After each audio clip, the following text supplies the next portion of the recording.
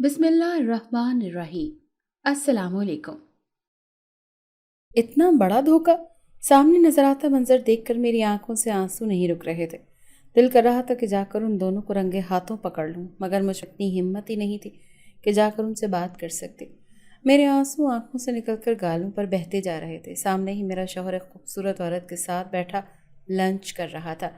ये मंजर एक रेस्टोरेंट का था जहाँ वो दोनों हर चीज़ से बेनियाज मुस्कुरा मुस्कुरा कर एक दूसरे से बातें कर रहे थे, और उनको यूं एक दूसरे से बेतकल्लुफ़ होता देखकर मेरा दिल जल रहा था और मैं बेसाख्ता रोती जा रही थी। अभी मैं उनको देख ही रही थी जब अचानक मुझे धक्का सा लगा और मैं नीचे गिरी। तभी मेरे शौहर ने मेरी तरफ निगाह उठाई तो मैं हड़बड़ा कर रह गई और तेज़ी से पलटी, मगर तब तक। मेरा नाम रहमा है और इस वक्त मेरी उम्र 26 साल है। मैं एक शादीशुदा औरत हूँ। मेरे 2 बच्चे हैं, एक 2 साला बेटा और एक 4 साला बेटी। मेरी बेटी मेरे बेटे से बड़ी है और इन दोनों में मेरी जान बसती है। मेरा शौहर एक कंपनी में काम करता है जहाँ से मिलने वाली उसकी तनख्वाह इतनी ज़रूर है कि हम आराम सुकून से अपनी ज़िंदगी गुजार रहे हैं। खुदा के करम से हमें अपनी ज़िंदगी में किसी चीज़ की कोई कमी नहीं है और हम एक दूसरे के साथ बेहद खुशहाल अंदाज में ज़िंदगी गुजार रहे हैं। मेरी शादी 21 साल की उम्र में मेरे शौहर एहसास से हुई थी। मेरा और मेरे घर वालों का इतनी जल्दी मेरी शादी का कोई इरादा नहीं था, मगर एहराज की तरफ से जल्दी मची हुई थी, जिसकी वजह से मेरे घर वालों को और भी जल्दी करनी पड़ी। मेरे घर में कुल 10 अफराद थे। मैं, मेरी बड़ी बहन, मेरे माँ बाप, मेरे 2 बड़े भाई और उनकी एक एक बीवी और दोनों भाइयों का एक एक बेटा। मेरे दोनों भाई और मेरी बहन मुझसे बड़ी थी, जबकि मैं सबसे छोटी थी। मेरी सबसे बड़ी बहन की शादी मेरी खाला के घर उनके बड़े बेटे से हुई थी, जिसके साथ वो बेहद खुश और मुतमईन थी, जबकि मेरे दोनों भाइयों की शादियाँ ख़ानदान से बाहर मगर अपनी ही ज़ात के लोगों में हुई थी। मेरी बड़ी भाभी कुछ नकचड़ी और कुछ खुदगर्ज सी थी, जिसे मैं कुछ ख़ास अच्छी नहीं लगती थी, या फिर शायद उन्हें घर में सिर्फ अपनी इजारादारी चाहिए थी। खैर, वजह जो भी थी वो मेरे वालिदैन के घर पर ही रह रही थी, जबकि मेरी छोटी भाभी का मिजाज उनसे कदरे अलग था और वो दब के साथ बेहद नरमी और मोहब्बत से पेश आती थी और कभी भी मुझे या मेरे घर वालों को तंग नहीं किया था, जिसकी वजह से मैं और मेरे माँ बाप बड़ी भाभी की निस्बत छोटी भाभी से ज़्यादा उनसियत रखते थे। और शायद इसी जलन में मेरी बड़ी भाभी का रवैया मुझसे ख़राब हो गया था, जिसकी मैं चंदा परवाह नहीं की थी, क्योंकि मेरे भाई और माँ बाप मुझसे बेहद मोहब्बत करते थे और मुझ पर जान छिड़कते थे, जिसकी वजह शायद मेरा सबसे छोटा होना था। मैंने बीएससी कर लिया था और इसके बाद एमएससी करना चाहती थी, जब अचानक मेरे माँ बाप ने मेरी शादी का शोशा छोड़ दिया था। मैं इतनी जल्दी शादी नहीं करना चाहती थी, क्योंकि अभी मुझे मज़ीद पढ़ाई करनी थी ताकि मैं अपने बलबूते पर कुछ करके दिखा सकूं। मगर मेरे वालिदैन का कहना था कि अभी शादी नहीं, सिर्फ रिश्ता करेंगे। शादी मेरी पढ़ाई के मुकम्मल होने के बाद होगी, जिस पर मैं भी मुतमईन हो गई थी। यूँ मेरा रिश्ता ढूंढना शुरू कर दिया, मगर मेरी और मेरे घर वालों की हैरत की इंतहा न रही जब मेरी छोटी भाभी ने कहा कि वो अपने भाई एहराज का रिश्ता मेरे लिए लाना चाहती हैं। एहराज एक पढ़ा लिखा और बरसरे रोज़गार लड़का था और बेहद अच्छा था। तभी मेरे वालिदैन ने बिना चूं चरा किए इस रिश्ते पर हामी भर ली थी। मुझसे जब पूछा गया तो मैंने भी एहराज के हक़ में वोट दे दिया था, क्योंकि मुझे भी वो अच्छा लगता था और सुलझा हुआ लड़का लगता था। लेकिन जब मेरी भाभी ने बताया कि एहराज मुझे पसंद करता है तो मैं बेयकीन सी रह गई थी, क्योंकि मुझे इस बात का अंदाज़ा भी नहीं था। मेरा रिश्ता एहराज के साथ हो गया और मंगनी के बजाय निकाह करने का सोचा गया। जहाँ सभी मेरे और एहराज के रिश्ते से बेहद खुश थे, वहीं मेरी बड़ी भाभी अलग से 1.5 इंच की मस्जिद बनाने बैठी थी कि उन्हें मेरे लिए एहराज पसंद नहीं, मगर मेरे लिए फ़ैसला करने के लिए मेरे वालिदैन मौजूद थे।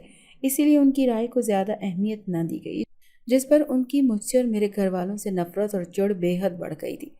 ये अख्तर मुझ पर बाद में खुला कि वो अपने भाई से ब्याहना चाहती थी। वो भाई जो ना तो पढ़ा लिखा था और ना ही उसके पास कोई ज़रिया माश था, जबकि उसका किरदार भी कुछ अच्छा नहीं था। दूसरा, मेरी भाभी का भरा बुरा मायका और मेरे घर वालों से भी उनका रवैया कुछ तल्ख सा था। ऐसे में मेरे घर वाले हरगिज़ भी मेरी शादी मेरी बड़ी भाभी के भाई से नहीं करना चाहते थे। तभी जल्द ही मेरी और एहराज के निकाह की तारीख तय कर दी गई। सारी तैयारियां जल्द ही मुकम्मल हो गई थी, चूँकि एहराज अपने घर में अकेला रहता था और इस दुनिया में सिर्फ उसकी एक ही बहन थी, जो कि मेरी छोटी भाभी थी। तब इसकी तरफ से भी निकाह की सारी तैयारियां उसकी बहन ने ही की थी। निकाह से पहले वो एक बार मुझसे मिलने घर आया था, ये बताने कि वो मुझे चाहता है, तभी मुझसे शादी कर रहा है। तो मैं किसी भी गलत फहमी या बुरे गुमान को दिल में जगह देकर उससे बदजन ना हो जाऊं। उसकी परवाह पर मेरा दिल मज़ीद उसकी मोहब्बत की तरफ माइल हुआ था। मुकर्ररा दिन पर निकाह हो गया और मैं रहमा एजाज से रहमा एहराज बन गई।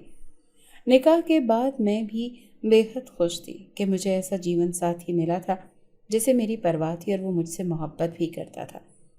निकाह के बाद मैं बेहद खुश रहने लगी और मैंने एमएससी में दाखिला भी ले लिया था। मगर मेरी खुशी तब मान पड़ी जब निकाह के 1 महीने बाद ये एहराज ने निकाह की जल्दी मचा दी।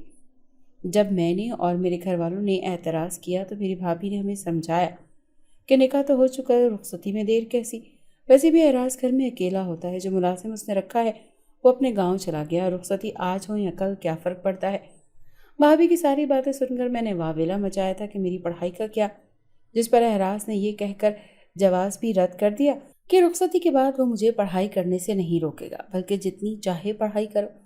उसकी बात सुनकर मेरे घर वालों ने फिर मज़ीद एतराज़ न किया कि निकाह तो हो ही चुका है, कहीं उनके बार बार रुखसती से मना करने से एहराज नाराज़ ही ना हो जाए और बात मज़ीद बिगड़ न जाए। यूँ हमारी शादी की तारीख रखती गई, लेकिन मैं एहराज से शदीद किस्म की नाराज़ हो चुकी थी, जिसने बिना मेरी मर्जी जाने सबको रुखसती के लिए कायल कर लिया था। शादी की तैयारियां करते करते किन वक्त गुजरा पता ही नहीं चला और फिर शादी का दिन भी आ गया और मैं रुखसत होकर एहराज के साथ उसके घर आ गई। मैंने एहराज से नाराज़गी जतानी चाही थी, मगर एहराज से मुझे इस कदर मोहब्बत से मनाया कि मैं खुद ही राज़ी हो गई। मैं एहराज के साथ बेहद खुश थी क्योंकि वो एक मोहब्बत करने वाला मुखलिस शौहर था। ज़िंदगी यूं ही एक दूसरे की मोहब्बत में एक दूसरे के संग खुशगवार सी गुजर रही थी, जिसमें रंग हमारी पहली बेटी ने आकर भरे, जो बेहद प्यारी थी, बिल्कुल मेरी और एहराज की तरह। इस बीच में अक्सर अपने मायके अपने घर वालों से मिलने जाया करती थी। मेरी बड़ी भाभी मेरी शादी के 1 साल बाद लड़ झगड़ कर अलग हो गई थी। मेरे बड़े भाई अपनी बीवी के साथ रहते थे, मगर माँ बाप का खर्चा बाकायदगी से भिजवाया करते थे। मेरी छोटी भाभी यानी एहराज की बहन अपने बच्चे और मियाँ के साथ मेरे ही वालिदैन के साथ रहती थी। मैंने शादी के बाद घर में ही एमएससी कर ली थी और बस पेपर्स देने के लिए इम्तिहानी मरकज़ में जाना पड़ा था। एहराज से मुझे तालीम हासिल करने की खुली छूट दे रखी थी, मगर बेटी की पैदाइश के बाद मैंने तालीम को खैराबाद कह दिया कि पूरे घर के साथ शौहर और बच्ची की जिम्मेदारियां संभालना बेहद मुश्किल था। तभी तालीम को छोड़ने का फ़ैसला किया। बेटी के बाद मेरे बेटे की पैदाइश हुई, जिसके आने से हमारी फैमिली मुकम्मल हो गई थी और हमें किसी चीज़ की कमी नहीं रही थी। गुजरते वक्त के साथ एहराज की मेरे लिए मोहब्बत कम होने के बजाय बढ़ती गई थी और मैं भी उसका पहले से बढ़कर ख्याल रखने लगी थी। वो सारा दिन ऑफिस में होता, अपने फ़राइज़ निभाता और मैं घर में। ज़िंदगी की गाड़ी को हम दोनों मिलकर धकेलते आगे बढ़ा रहे थे, जब एक वाक़या ऐसा हुआ जिसके बाद मुझे लगा कि मेरी ज़िंदगी अब ख़त्म हो चुकी है। उस दिन मैं सारे काम निपटाकर अपने दोनों बच्चों को सुलाकर बैठी फ़ोन इस्तेमाल कर रही थी। एहराज की कॉल थी कि वो ऑफ़िस पहुंच गया है। उसकी आदत थी कि ऑफ़िस में खैरियत से पहुंचकर वो अपने ठीक ठाक पहुंचने की इत्तला दिया करता था, क्योंकि अगर वो इत्तला ना देता तो मेरा सारा दिन परेशानी में ही गुजरता था। एहराज से बात करके मैंने फ़ोन रखकर टीवी लगाना चाहा, जब अचानक मुझे छत पर कुछ गड़गड़ाहट की आवाज़ सुनाई थी, जिस पर मैं कुछ हैरान हुई, क्योंकि छत पर एक ही कमरा था, बाकी सारी छत खाली थी और वहाँ पर कोई नहीं होता जो ये शोर करता। तभी मैं कुछ हैरत में डूबी हुई थी। अभी मैं मज़ीद कुछ सोचती कि अचानक ये शोर बुलंद होने लगा। छत से गड़गड़ाहट की ही नहीं, बल्कि छत पर से कदमों की आहट भी सुनाई दे रही थी, जिस पर मैं कुछ घबरा गई कि कहीं चोर ही घर में न घुस आया हो। मैं तेज़ी से एक नज़र अपने दोनों बच्चों की तरफ देखकर उठी और छत की जानिब बढ़ी, क्योंकि छत का दरवाज़ा खुला हुआ था, जिससे वो चोर आसानी आ सकते थे। तभी मैंने सोचा कि जल्दी से दरवाज़ा बंद करके वापस आकर मैं एहराज को फ़ोन करूँगी और उसे जल्दी वापस घर बुलाने के लिए कहूँगी। मैं बेतहाशा डर गई थी, तभी भागती हुई सीढ़ियों की जानिब बढ़ी, मगर जैसे ही दरवाजे के करीब पहुंची मुझे धड़ाम की आवाज़ सुनाई दी और इसके साथ ही मुझे ज़ोरदार गुर्राहटों और कर्राहों की आवाज़ सुनाई देने लगी। जहाँ मुझे सुनाई देती ये गुर्राहटें किसी जानवर की गुर्राहटों से मेल खाती थी, वहीं ये कर्राहें बिल्कुल इंसानों जैसी थी, जिन्हें सुनकर मेरा तजस्सुस बेहद बढ़ गया था। खौफ तो खैर दिलो दिमाग पर सवार था ही, मगर मैं खुद को आगे जाने से भी नहीं रोक पा रही थी। तभी मैं डरती हुई खुदा का नाम लेती दरवाजे से बाहर आई और उस कमरे की जानिब बढ़ने लगी जहाँ से वो आवाज़ें आ रही थी। मैंने आहिस्ता से दरवाज़ा खोला तो वो चिर की आवाज़ के साथ खुलता चला गया। ये कमरा नीचे वाले कमरों की निस्बत काफ़ी बड़ा था। मैं अंदर दाखिल हुई और इर्द गिर्द निगाह दौड़ाई तो नज़र एक काले कपड़ों में मलबूस एक वजूद पर पड़ी, जिसका पूरा जिस्म लरज़ रहा था, काँप रहा था। उसके मुँह से मुसलसल कर्राहें बुलंद हो रही थी। مگر میں اس کا چہرہ نہیں دیکھ پائی کیونکہ اس نے اپنا رخ دوسری طرف رکھا تھا۔ مجھے لگ رہا تھا کہ وہ جو کوئی بھی ہے زخمی ہے کیونکہ وہ شاید تکلیف کی وجہ سے ہی کرا رہا تھا۔ یہ سوال میرے دل سے بالکل نکل چکا تھا کہ وہ اجنبی شخص ہمارے گھر کی چھت پر اور اس کمرے میں آیا کیسے؟ مجھے اس وقت اس زخمی شخص سے ہمدردی ہونے لگی۔ میں نے آگے بڑھ کر اسے پکارنا چاہا جب میں ایک کرسی سے ٹکرائی اور دھڑام سے نیچے گری، جس سے کمرے میں بے ساختہ شور پیدا ہو گیا۔ اس شور پر اس شخص کی کراہیں اور غراہٹیں رک گئیں اور اس نے تیزی سے چہرہ موڑ کر میری طرف دیکھا، اور میں جو اٹھنے کی کوشش کرتی اب سر اٹھا کر اس کی طرف متوجہ ہوئی، مگر اس پر نظریں پڑتے ہی خوف سے میری چیخیں نکل گئیں اور چیختے ہوئے مجھ میں اتنی ہمت بھی نہیں بچی تھی کہ میں اٹھ کر بھاگ سکتی، جبکہ وہ اپنی سفید رنگ کی بڑی بڑی آنکھوں سے مجھے ہی گھور رہا تھا۔ وہ مجھے دیکھ کر زوردار آواز میں دھاڑا تو میں تیزی سے اپنی جگہ سے لڑکھڑاتے ہوئے اٹھی اور باہر کی جانب بھاگنے لگی، مگر تبھی میں زور سے لڑکھڑا کر اس شخص کے قریب جا گری جو کوئی انسان نہیں بلکہ ایک جن تھا جو کہ زخمی تھا۔ اس نے کالے رنگ کا بڑا سا چوغا پہنا ہوا تھا جس پر موجود بڑی سی کھلی ٹوپی نے اس کا سر ڈھانپ رکھا تھا، مگر پھر بھی مجھے اس کے لمبے نوکیلے سینگ نظر آ رہے تھے۔ اس کے ہونٹ سرخ تھے جیسے اس نے کسی کا خون پیا ہو، جبکہ چہرہ بے حد بھیانک، گہرا، کالا اور کھردرا۔ میں نے زندگی میں پہلی بار ایک جن کو اپنی آنکھوں سے دیکھا تھا اور خوف سے میرا پورا وجود کانپ رہا تھا۔ نیچے گرنے سے میرے بازوؤں پر خراشیں آئی تھیں جس کی وجہ سے مجھے بے تحاشا درد ہو رہی تھی، مگر میرے اس درد پر خوف حاوی ہو گیا تھا۔ میں نے عموماً یہی سنا تھا کہ جنات انسانی دنیا میں اپنے اصلی روپ میں انسانوں کے سامنے ظاہر نہیں ہوتے بلکہ انسانی روپ میں ظاہر ہوتے ہیں، اور اگر وہ انسانی روپ میں ظاہر نہ بھی ہوں تو وہ نادیدہ ہی رہتے ہیں۔ میں نے روتے ہوئے اٹھنے کی کوشش کی مگر ناکام رہی، مگر اگلے ہی پل میری آنکھیں حیرت اور خوف سے پھیل گئیں جب میں خود بخود سیدھی ہو کر بیٹھ گئی، اور یہ یقیناً سامنے بیٹھے جن نے کیا تھا۔ اس سے پہلے کہ میں اٹھ کر جاتی اس جن کی بھاری بھرکم آواز نے مجھے روکا۔ میں جانتا ہوں کہ تم مجھ سے ڈر رہی ہو کیونکہ میں ایک جن ہوں، مگر تمہیں مجھ سے گھبرانے کی ضرورت نہیں ہے، میں تمہیں کوئی نقصان نہیں پہنچاؤں گا۔ اس جن نے کہا تو میں نے سانس روک کر اسے دیکھا کیونکہ میں جانتی تھی کہ جنات بے حد خطرناک ہوتے ہیں جو انسانوں کو نقصان پہنچاتے ہیں، جبکہ سامنے بیٹھا جن کہہ رہا تھا کہ وہ مجھے نقصان نہیں پہنچائے گا۔ میرا حیران ہونا تو بنتا ہی تھا۔ ابھی میں اس حیرت سے نکلی بھی نہیں تھی کہ اچانک اس جن کی آواز سن کر میں پھر چونکی۔ میں تمہارے سامنے انسانی روپ میں ظاہر ہوتا مگر زخمی ہونے کی وجہ سے میں اپنی طاقت کا استعمال نہیں کر پا رہا۔ میرے زخم گہرے ہیں جن کے لیے دوائی اور مرہم کی ضرورت ہے۔ اس جن نے کراہتے ہوئے اپنا سر پیچھے دیوار سے ٹکا دیا تو مجھے اس پر ترس آیا۔ وہ ایک جن تھا مگر اسے خدا کی مخلوق بھی تو تھا جس نے مجھے بنایا تھا۔ وہ میرے سامنے درد سے نڈھال تھا اور مجھے اسے تکلیف میں دیکھ کر دکھ ہو رہا تھا۔ میں تمہارے لیے کچھ لے کر آتی ہوں، اتنا کہہ کر میں اٹھی اور بھاگی بھاگی نیچے آئی۔ میرا دل ڈھول کی مانند دھڑک دھڑک کر رہا تھا جیسے ابھی پھٹ کر باہر آن گرے گا۔ میں جو سوچ رہی تھی کہ اوپر کوئی چور ہوگا، ایک جن کو دیکھ کر اس کی باتیں کر کے اور اس سے بچ کر بھی یقین نہیں کر پا رہی تھی کہ اوپر میرے گھر کی چھت کے ایک کمرے میں زخمی جن موجود تھا جس نے مجھے کسی قسم کا نقصان نہیں پہنچایا تھا۔ میں نے جلدی سے زخموں پر لگانے والی ٹیوب نکالی، بینڈیج کرنے والی پٹی لی اور پھر کچھ سوچ کر ٹرے میں کھانا بھی رکھ لیا کہ شاید وہ بھوکا ہو۔ یہ سب لے کر میں تیزی سے سیڑھیاں چڑھ کر اوپر آئی اور اس سے کہا کہ اپنا زخم دکھائے، جس پر اس نے اپنا بازو آگے کر دیا۔ میں اس کے بازو پر دیکھا تو گہرا زخم تھا، مگر حیرت انگیز بات یہ تھی کہ اس کے بازو سے انسانوں کی طرح لال رنگ کا نہیں بلکہ نیلے رنگ کا خون نکل رہا تھا، جس پر مجھے شدید حیرت نے آن گھیرا، مگر پھر جلدی اپنی حیرت کو جھٹکتے میں نے اس کے مرہم لگا کر پٹی باندھ دی۔ یہ کھانا میں تمہارے لیے لائی تھی، اسے کھا لو، تمہیں بھوک لگی ہوگی، میں نے کہا تو وہ سر ہلا گیا۔ میں ٹرے وہیں چھوڑ کر نیچے چلی آئی جہاں میری بیٹی جاگ گئی تھی۔ میرے دونوں بچے ابھی چھوٹے تھے تو میں نے ابھی انہیں اسکول میں داخل نہیں کروایا تھا، تبھی وہ ہمہ وقت گھر پر ہی میرے ساتھ پائے جاتے تھے۔ میں نے اس جن کے بارے میں سوچتے ہوئے اپنی بیٹی کا منہ دھلایا اور اسے فیڈر میں دودھ ڈال کر دیا جسے وہ پینے کے بعد اپنے کھلونوں سے کھیلنے میں مصروف ہو گئی۔ میں اب بھی اس جن کے بارے میں سوچتی جا رہی تھی جو بے حد خوفناک تھا مگر خطرناک نہیں، کیونکہ اس نے مجھے کسی قسم کا کوئی نقصان نہیں پہنچایا تھا، مگر وہ تھا تو ایک جن ہی جس سے مجھے اب بھی خوف محسوس ہو رہا تھا۔ اور اس جن کے بارے میں سوچتے ہوئے میری پیشانی پر مسلسل پسینے کی بوندیں چمک رہی تھیں۔ اس نے مجھے نقصان نہیں پہنچایا تھا، لیکن اگر وہ میرے بچوں کو نقصان پہنچا دیتا تو میں کیا کرتی؟ عموماً میرے بچے یا شوہر احراز چھت پر نہیں جاتے تھے، لیکن گھر چلے جاتے اور اس جن نے انہیں نقصان پہنچا دیا تو اس کے آگے میں کچھ بھی سوچنا نہیں چاہتی تھی۔ لیکن وہ جن زخمی تھا اور اس نے کہا تھا کہ وہ کسی کو بھی نقصان نہیں پہنچائے گا۔ میں ان دو سوچوں کے درمیان الجھ کر رہ گئی تھی اور جھنجھلا کر بھی یہی سوچ رہی تھی کہ اس بارے میں احراز کو بتا دوں، لیکن اگر احراز کو بتا دیتی تو وہ شاید اس جن کو اپنے گھر سے نکالنے کی کوشش کرتا، اور اگر وہ ایسے کرتا تو وہ جن پہلے تو شاید اس کو نقصان نہ پہنچاتا، مگر زخمی حالت میں گھر سے نکالے جانے پر شاید غصے میں آ کر احراز یا میرے بچوں کو نقصان پہنچا دیتا، اور میں ہرگز نہیں چاہتی تھی کہ میری جان سے پیارے شوہر اور میرے بچوں کو کچھ بھی ہو۔ تبھی میں نے فیصلہ کیا کہ اس جن کے بارے میں کسی کو نہیں بتاؤں گی۔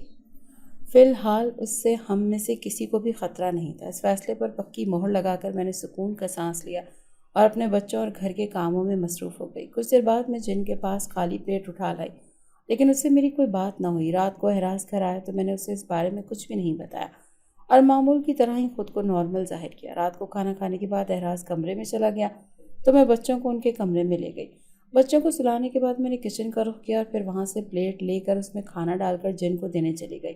اس دوران بھی میری اس سے کوئی بات نہ ہوئی۔ میں وہاں سے نیچے آ کر اپنے کمرے میں چلی آئی تو احراز کو جاگتا ہوا پایا۔ اتنی دیر کہاں ہو گئی تمہیں؟ میں اپنی جگہ پر بیٹھی تو احراز نے میرا ہاتھ تھام کر پوچھا۔ کچن میں برتن دھونے والے رہ گئے تھے، بس وہی کر رہی تھی۔ میں نے مسکرا کر جھوٹ بولا۔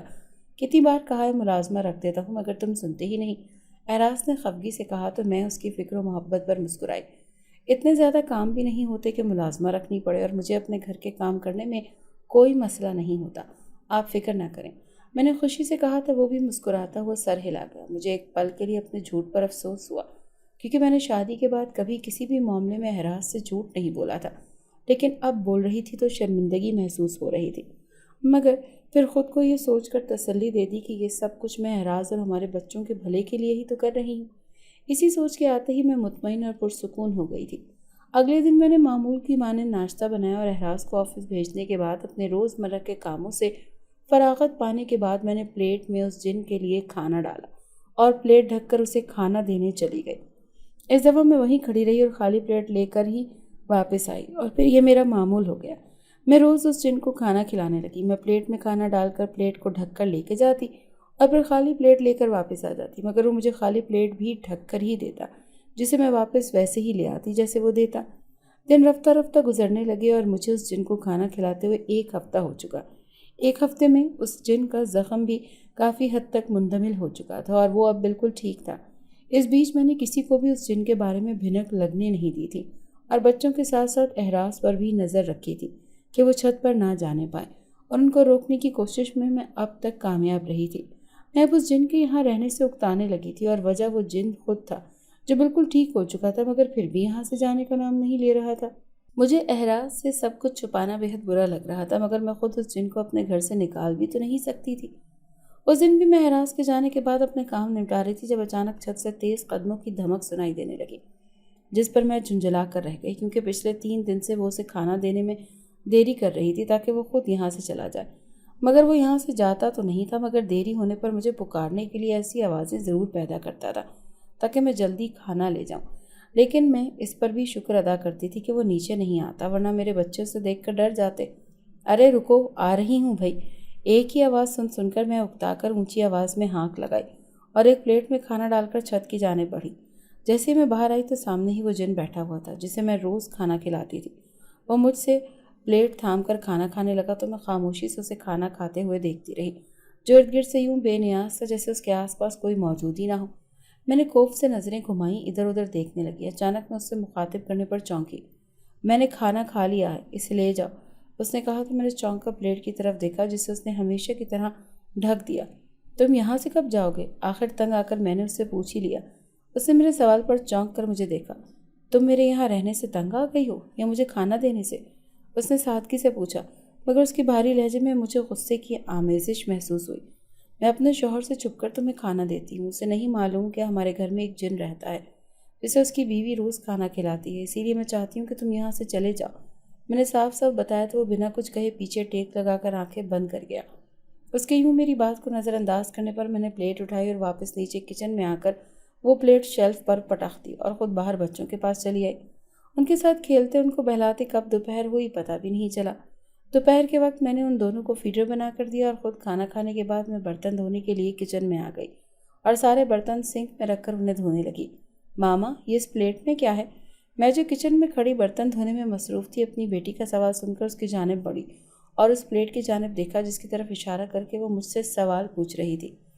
یہ وہی پلیٹ تھی جس میں اس جن کو روز کھانا دیتی تھی۔ میں نے جب یہ پلیٹ یہاں پٹکی تھی تو وہ پلیٹ ڈھکی ہوئی تھی اور میں نے اس پلیٹ میں جھانکنے کی کوشش بھی نہیں کی، لیکن میرے پٹکتے ہی شاید اس کے اوپر رکھی پلیٹ اتر گئی تھی اور اب اس پلیٹ میں قدیم زمانے کے ڈیزائن کی بنی ایک انگوٹھی پڑی ہوئی تھی جو مجھے نظر آ رہی تھی، جسے میں نے حیرت سے دیکھا کیونکہ پہلے اس پر میری نظر نہیں پڑی تھی۔ یہ شاید میں نے غور ہی نہیں کیا تھا۔ بیٹا یہ میری انگوٹھی ہے، آپ جاؤ جا کر باہر کھیلو۔ میں نے اپنی بیٹی کو بہلا کر باہر بھیجا اور خود گیلے ہاتھ صاف کرتی ہوئی اس انگوٹھی کو پکڑ کر کرسی پر بیٹھ گئی اور اس کا جائزہ لینے لگی۔ میں نے انگوٹھی کو تھام کر اس کا جائزہ لینا شروع کیا جو کچھ عجیب سی دکھتی تھی۔ پھر نگاہ اس پلیٹ کی طرف گئی جس سے میری بیٹی نے یہ انگوٹھی اٹھائی تھی۔ وہ پلیٹ میری ہی پلیٹ تھی مگر یہ انگوٹھی میری نہیں تھی۔ اچانک میرے دماغ میں جھماکہ ہوا اور یہ سوچ کر میرے ذہن میں آئی کہ شاید اس جن نے اس پلیٹ میں یہ انگوٹھی رکھی ہو، مگر کیوں؟ اس سوال کا جواب میرے پاس نہیں تھا۔ شاید اس نے یہ میری خدمتوں کے بدلے میں مجھے تحفے میں دی ہو، مگر انگوٹھی کچھ عجیب سی تھی جس کے اندر لال رنگ کا ایک نگ تھا جو کافی موٹا تھا اور اس نگ میں کسی عجیب اور نامعلوم سی زبان میں کچھ کندہ کیا گیا تھا۔ میں نے گہرا سانس بھر کر اس انگوٹھی کو دیکھا اور پھر اسے اپنے دائیں ہاتھ کی تیسری انگلی میں پہن لیا اور اپنے کام میں مصروف ہو گئی۔ میں بھی برتن دھو ہی رہی تھی جب اچانک میری بیٹی دوڑتی ہوئی کچن میں آئی، جس پر میں نے اس کے قدموں کی آہٹ سن کر نظر اٹھا کر اسے دیکھا، لیکن وہ کچن کی دہلیز پر ہی رک گئی، ان برتنوں کی طرف دیکھتی جا رہی تھی جو میرے ہاتھوں میں تھے۔ میں نے کچھ اچنبھے سے اسے دیکھا جو بے حد ڈری ہوئی معلوم ہو رہی تھی۔ کیا ہوا بیٹا؟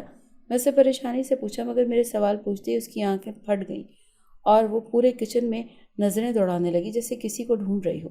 اس سے پہلے کہ میں اس کی طرف بڑھتی ہوئی اچانک بلند آواز میں چیخی اور روتی ہوئی کچن سے باہر بھاگ گئی۔ میں پریشان سی برتن وہیں چھوڑ کر باہر آئی تو وہ بھاگتی ہوئی میرے اور احراز کے مشترکہ کمرے میں جا رہی تھی۔ میں نے بھی اس کے پیچھے قدم بڑھاتے ہوئے اس کو آوازیں دیں کہ پوچھنا شروع کیا کہ کیا ہوا۔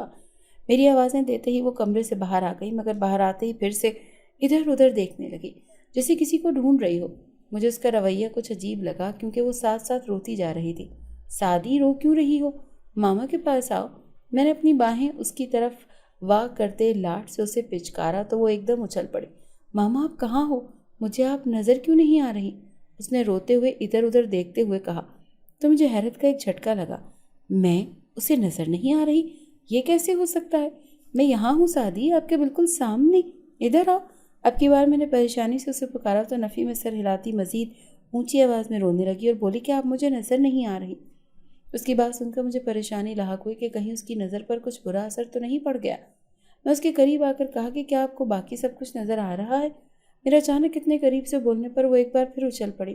سب کچھ نظر آ رہا ہے، بس آپ نظر نہیں آ رہی ماما۔ اس کی بات سن کر اب کی بار میری پریشانی میں اضافہ ہوا کہ میں اسے نظر کیوں نہیں آ رہی۔ میں نے پریشانی سے اپنے ماتھے پر ہاتھ رکھ کر اپنی پیشانی سے ہلائی، مگر اچانک سے میں چونک اٹھی۔ میرا دھیان اپنے ہاتھ میں پہنی اس عجیب سی انگوٹھی کی طرف گیا جو اس جن کے کھانے کی پلیٹ میں رکھ کر مجھے دی تھی۔ جب یہ انگوٹھی میں نے پہنی تھی تب میری بیٹی سعدیہ میرے پاس نہیں تھی، اور جب وہ میرے پاس آئی تب میں انگوٹھی پہن چکی تھی اور تب سے ہی میں اسے نظر نہیں آ رہی تھی، یعنی میرے غائب ہونے کے پیچھے اس انگوٹھی کا ہاتھ تھا جو عجیب سی تھی۔ میں نے تیزی سے وہ انگوٹھی تھامی اور ایک بار پھر اپنی بیٹی کو آواز دی تو وہ میری آواز سن کر میری طرف پلٹی، ماما کہہ کر مجھ سے لپٹ گئی، جس کا صاف مطلب یہ تھا کہ میں اب اسے نظر آ پا رہی تھی، جس پر میں نے سکون کا گہرا اور اطمینان بھرا سانس لیا۔ لیکن ایک بات مجھے سمجھ آ گئی تھی کہ اس انگوٹھی سے میں جب چاہے غائب ہو کر کسی کو بھی نظر سے اوجھل ہو سکتی ہوں، اور انگوٹھی میرے لیے بے حد فائدہ مند تھی۔ میں آج اس جن سے اس تحفے کے لیے شکریہ کہنے والی تھی، تبھی رات کے لیے کچھ اچھا سا پکانے کا سوچ کر اپنی بیٹی کو بہلا کر اور کھیل میں مصروف کر کے اپنے کام میں مصروف ہو گئی تھی۔ شام تک احراز بھی آ گیا تھا اور وہ اتنا اہتمام دیکھ کر بے حد حیران ہوا، جس پر میں نے بس اتنا ہی کہا کہ آج میں بے وجہ خوش ہوں، اسی لیے سارا کھانا بنایا ہے، جس پر احراز بھی مزید کچھ نہیں پوچھا کہ وہ پہلے ہی تھکا ہارا آیا تھا۔ فریش ہو کر وہ آیا تو میں نے کھانا لگا دیا۔ کھانا کھانے کے بعد احراز بچوں کو لے کر کمرے میں چلا گیا تو میں تیزی سے اس جن کے لیے مخصوص پلیٹ میں کھانا ڈال کر چھت کی طرف بڑھی، جو کہ ایک طرح سے اس سے میرا شکریہ کا اظہار تھا۔ میں تیزی سے چھت والے کمرے کا دروازہ کھول کر اندر آئی تو یہ دیکھ کر اچنبھے میں گر گئی کہ وہ جن یہاں نہیں تھا۔ میں نے پورا کمرہ چھان مارا مگر وہ کہیں بھی نہیں تھا۔ کمرے سے نکل کر میں چھت کا جائزہ لینے لگی مگر وہ چھت پر بھی کہیں نہیں تھا، جس کی وجہ سے میں مایوس ہو کر پلیٹ تھامے واپس نیچے آ گئی۔ مجھے اپنی اس سے آخری گفتگو یاد آئی جب میں نے اسے کہا تھا کہ وہ یہاں سے چلا جائے، شاید تبھی وہ یہاں سے جا چکا تھا اور جاتے جاتے مجھے یہ انگوٹھی دے گیا تھا۔ میرے پاس کسی چیز کی کمی نہیں تھی، بلکہ خدا کے کرم سے ہر چیز میسر تھی، چاہے وہ دولت ہو، محبت کرنے والا شوہر ہو یا پھر بچے۔ میں اپنی زندگی میں خوش تھی، اور جب میں خوش تھی تو میں اس انگوٹھی کا کیا کرتی جو وہ جن مجھے دے گیا تھا اور جس سے میں جب چاہے غائب ہو سکتی تھی۔ میں نے اس انگوٹھی کو پھینک دینے کا سوچا، جسے میں نے الماری میں چھپا کر رکھا تھا کہ کہیں میرے بچے ہی غلطی سے اسے پہن نہ لیں۔ میں کھانے والی پلیٹ کچن میں رکھ کر کمرے میں واپس آئی تو احراز بچوں کو ان کے کمرے میں سلا کر اب خود بیڈ پر لیٹا سونے کی تیاریوں میں تھا۔ میں نے اسے دیکھا اور چونک اٹھی۔ احراز کی زندگی میں مجھے اپنی اہمیت کا اچھے سے اندازہ تھا کہ مجھ سے اور بچوں سے وہ بے حد محبت کرتا تھا، اور شادی کے اتنے سالوں میں اس نے کبھی بھی مجھے شکایت کا موقع نہیں دیا تھا، بلکہ اس کی محبت میں ہمیشہ بڑھاوا ہی ہوا تھا، نہ کہ اس کی محبت کم ہوئی تھی۔ اس کے آفس میں اس کے ساتھ کئی لڑکیاں بھی کام کرتی تھیں، اور یہ بات میں اچھے سے جانتی تھی کیونکہ وہ اپنے سارے دن کی روٹین مجھ سے روز شیئر کرتا تھا، اور جو بھی کچھ آفس میں ہوا ہوتا تھا وہ مجھے ضرور بتاتا تھا۔ لیکن اس انگوٹھی کو پا کر آج پہلی بار میرے دل میں یہ خیال آیا تھا کہ مجھے احراز پر نظر رکھنی چاہیے کہ کہیں وہ مجھ سے بے وفائی تو نہیں کر رہا۔ ایک پل کو میں نے اپنی سوچ کو سختی سے جھٹک دیا کہ اس کی اتنی محبت کے باوجود بھی میں اس پر شک کیسے کر سکتی ہوں۔ مگر پھر میرے اندر کی عورت نے سر اٹھا کر سبھی مرد بدل جاتے ہیں یہ کہا، اور اگر تمہیں اپنے شوہر پر اتنا ہی یقین ہے تو چیک کرنے میں کیا حرج ہے۔ اس سوچ کے آتے ہی میں نے گہرا سانس بھرا اور یہ فیصلہ کرتے ہوئے سونے کے لیے لیٹ گئی کہ میں بس ایک دفعہ احراز کو چیک کروں گی، اور مجھے یقین ہے کہ ایسی ویسی کوئی بات نہیں ہوگی، کیونکہ احراز کو صرف مجھ سے محبت ہے اور وہ میرے علاوہ اور کسی کے بارے میں خواب و خیال میں بھی نہیں سوچ سکتا۔ میں یہی سب سوچتی ہوئی کب نیند کی وادیوں میں اتری، مجھے کچھ خبر نہ ہوئی۔ اگلے دن صبح کے وقت آ کر میں نے ناشتہ بنایا، اور پھر احراز کے آفس جانے کے بعد میں نے معمول کے کام نمٹائے۔ پھر میں بچوں کو لے کر اپنے مائکے آ گئی۔ میں اپنے ساتھ اپنے پرس میں وہ انگوٹھی بھی رکھ کر لے آئی تھی جس سے میں غائب ہو جاتی تھی۔ میں نے بچوں کو اپنی امی کے حوالے کیا۔ مجھے اپنی سہیلی کے گھر جانا ہے جہاں مجھے کافی وقت لگ سکتا ہے، جس پر ماں مجھے تسلی دی کہ تم آرام سے جاؤ اور آرام سے بچوں کو میں دیکھ لوں گی۔ ان کی بات سن کر میں نے اطمینان کا سانس بھرا اور پھر وہاں سے نکل کر باہر آ گئی۔ باہر آ کر میں رکشے میں بیٹھی اور رکشے والے کو احراز کی کمپنی کا پتہ بتا کر جو کچھ میں کر رہی تھی اس بارے میں سوچنے لگی۔ میرا دل تو مجھے ملامت کر رہا تھا کہ یوں بلا وجہ اپنے شوہر پر شک کرنا اور اس پر نظر رکھنا ٹھیک نہیں ہے، مگر میرا دماغ مجھے بار بار صرف ایک بار احراز پر نظر رکھنے کا کہہ رہا تھا۔ اور پھر میں نے دل کو جھاڑ پلا کر اپنے دماغ کی سنی۔ کچھ ہی دیر میں کمپنی کے باہر موجود تھی۔ رکشے والے کو کرایہ دے کر میں اندر کی جانب بڑھی اور پھر خالی لفٹ میں داخل ہو گئی۔ اندر میرے علاوہ کوئی بھی نہیں تھا۔ تبھی میں نے سکون سے وہ انگوٹھی پہنی۔ مجھے یقین تھا کہ اب مجھے کوئی بھی نہیں دیکھ پائے گا۔ لفٹ رکی اور لفٹ کا دروازہ کھلا تو میں پرسکون انداز میں لفٹ سے باہر نکل کر آگے کی جانب بڑھی۔ مجھے پتا تھا احراز کو آفس دوسری منزل پر ہے، تبھی میں لفٹ کے ذریعے دوسری منزل پر آ چکی تھی۔ سارے ورکرز مجھے کام کرتے نظر آ رہے تھے، ادھر ادھر چلتے نظر آ رہے تھے، جن پر ایک سرسری سی نظر ڈالتی میں آگے بڑھتی جا رہی تھی، مگر احراز مجھے کہیں بھی نظر نہیں آ رہا تھا۔ سب کے لا تعلقی سے میرے قریب سے آگے بڑھ جانے پر میں اتنا تو سمجھ گئی تھی کہ مجھے کوئی بھی دیکھ نہیں پا رہا، جس پر میں مطمئن ہو کر ایک طرف بیٹھ گئی تھی۔ مگر پھر جلدی احراز مجھے نظر آ گیا، جو ایک فائل تھامے اس کے ورک گردانی کرتا مصروف انداز میں اپنی ڈیسک کی جانب بڑھ رہا تھا۔ میں مسکراتی اس کے قریب جا کر اس کی ڈیسک سے ٹیک لگا کر کھڑی ہو گئی، جو ایک کمپیوٹر پر کچھ ٹائپ کر رہا تھا۔ ہمیشہ کی طرح وہ اب بھی نظر لگ جانے کی حد تک پیارا لگ رہا تھا۔ میں ارد گرد کام کرتی لڑکیوں کی نظریں اس پر بخوبی محسوس کر سکتی تھی، لیکن یہ دیکھ کر مجھے احراز پر فخر ہو رہا تھا کہ وہ صرف مجھ سے محبت کرتا ہے۔ میں ابھی وہاں سے اٹھ کر جاتی کہ اچانک احراز کا فون بجا اور وہ ٹائپنگ چھوڑ کر فون کی طرف متوجہ ہو گیا۔ آنے والی کال کس کی تھی میں نہیں جانتی تھی، مگر احراز کا بے اختیار مسکرانا مجھے اچنبھے اور تجسس میں ڈال گیا تھا۔ جی جناب، احراز نے دلکشی سے کہا تو میں ٹھٹکی، کیونکہ ایسا لہجہ اس کا صرف میرے ساتھ ہی ہوتا تھا۔ ہاں ہاں پہنچ رہا ہوں، بس تم بھی جلدی سے پہنچ جاؤ۔ احراز نے دوسری طرف کی بات سن کر بے حد نرمی سے کہا تو میرا دل بے ساختہ انجانے خدشے کی تحت دھڑکنے لگا۔ ارے یار، تمہاری پسند کا ہی کھانا ہوگا، تم آؤ تو صحیح۔ احراز نے ایک بار پھر بے تکلفی سے کہا تو مجھے لگا شاید دوسری جانب اس کا کوئی دوست ہے۔ میں ابھی خوش بھی نہیں ہو پائی تھی جب احراز کی اگلی بات سن کر میں ساکت رہ گئی۔ ایک تو تم ناراض بہت جلدی ہوتی ہو یار، تم جلدی سے پہنچو، میں بھی بس نکل رہا ہوں، احراز کہہ کر اپنا سامان سمیٹنے لگا۔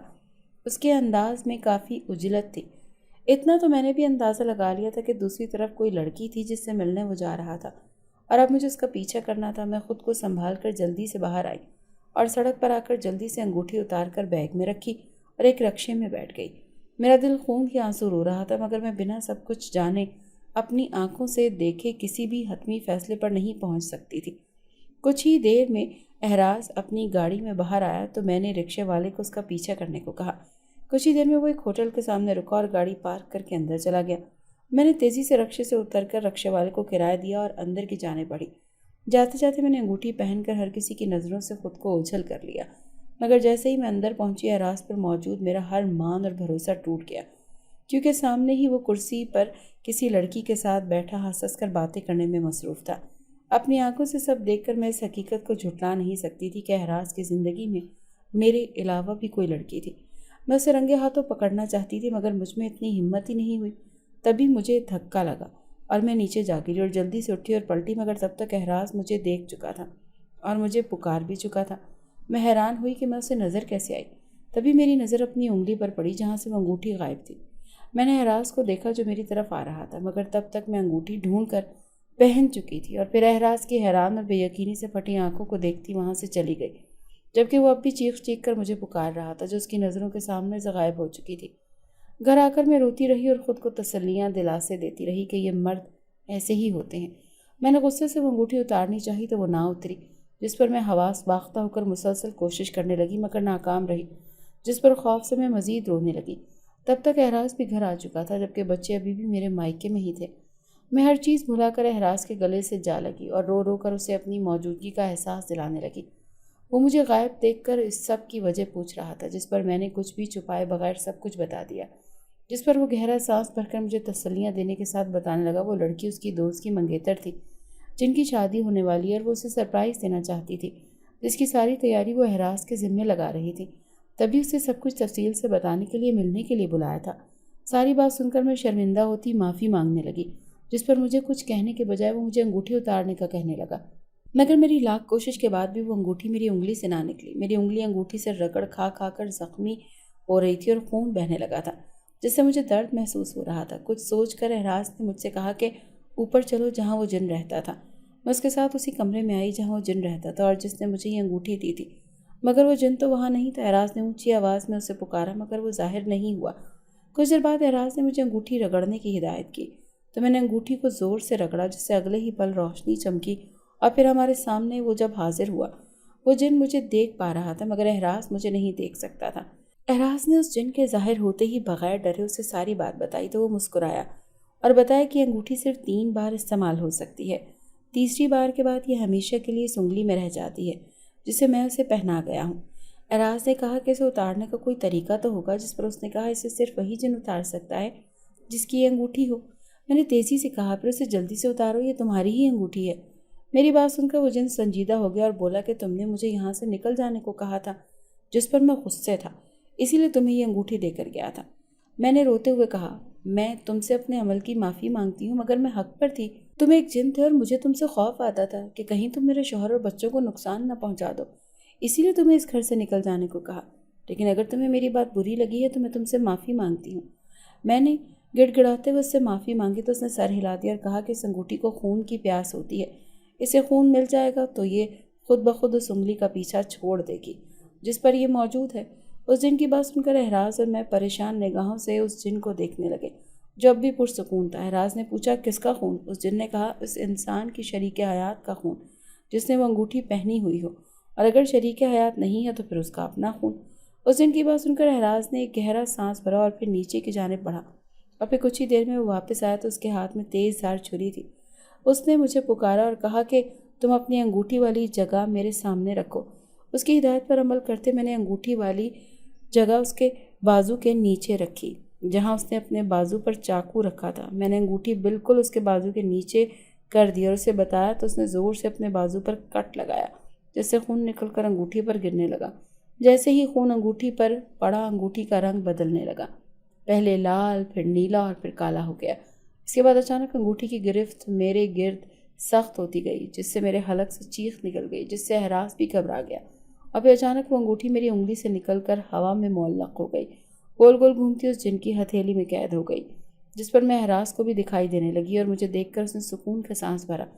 اس کے فوراً بعد وہ جن ہم دونوں کو الوداع کہتا غائب ہو گیا تو میں نے ایک بار پھر احراز سے اپنی غلط فہمی پر معافی مانگی، جس پر اس نے دکھی دل سے مجھے معاف کر دیا اور مجھ سے یہ وعدہ لیا کہ آئندہ میں ہر بات اس سے کلیئر کرنے کے بعد ہی کسی نتیجے پر پہنچوں گی۔